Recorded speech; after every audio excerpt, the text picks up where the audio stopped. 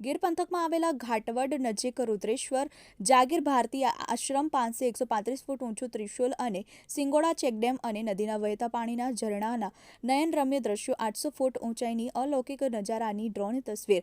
ગીરમાં પડેલા ભારે વરસાદ બાદ જંગલમાંથી પસાર થતી તમામ નદીઓમાં પાણી વહેતા થવા લાગ્યા છે. ત્યારે કોડીનારના ઘાટવડ નજીક રુદ્રેશ્વર જાગીર ભારતીય આશ્રમ પાસે સિંગોડા ચેક ડેમમાંથી પાણી વહેતા જોવા મળી રહ્યા છે.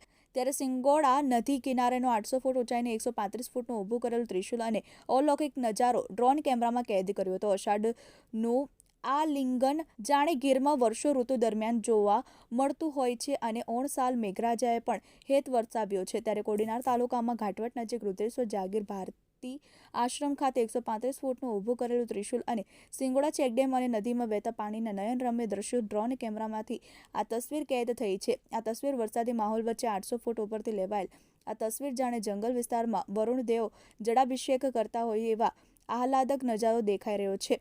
આ જગ્યાએ મોટી સંખ્યામાં લોકો દર્શનાર્થે અને ફરવા આવી રહ્યા છે અને વિસ્તારની અનેરો આનંદ માણી પ્રફુલ્લિત થયા છે.